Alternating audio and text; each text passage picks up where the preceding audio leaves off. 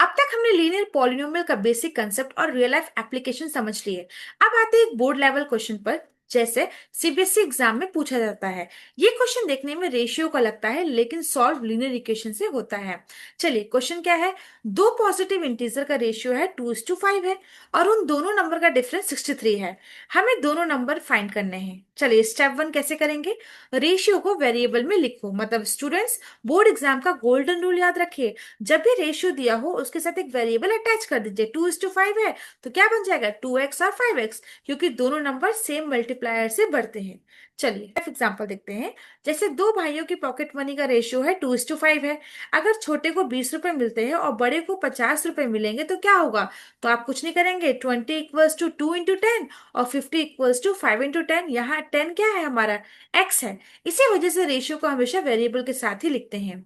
चलिए step to, difference का मतलब। क्वेश्चन में लिखा है, मान ली डिफरेंस हमारे पास है 63। तो डिफरेंस का मतलब होता है सब्ट्रैक्शन, और हमेशा बड़ा नंबर माइनस छोटा नंबर करते हैं, इसलिए 5x - 2x = 63।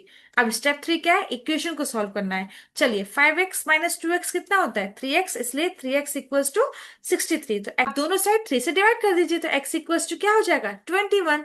अब स्टेप फोर क्या है, ओरिजिनल नंबर निकालिए। अब x = 21 का रेशियो पुट करते हैं। पहला नंबर क्या था बताइए, 2 × x था, तो 2 × 21 दैट इज 42। और दूसरा नंबर क्या था, 5 × x, तो 5 × 21 = 105। इसलिए दोनों नंबर है 42 एंड 105। तो कैसे वेरीफाई करेंगे, डिफरेंस चेक करते हैं।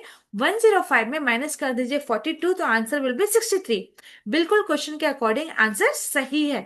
तो स्टूडेंट्स, एक बहुत इंपॉर्टेंट ट्रिक याद रखिए।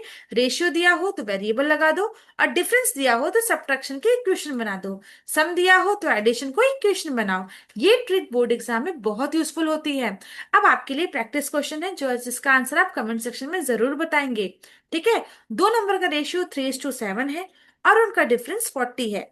ठीक है, तो इसका आंसर आप कमेंट सेक्शन में जरूर बताइए।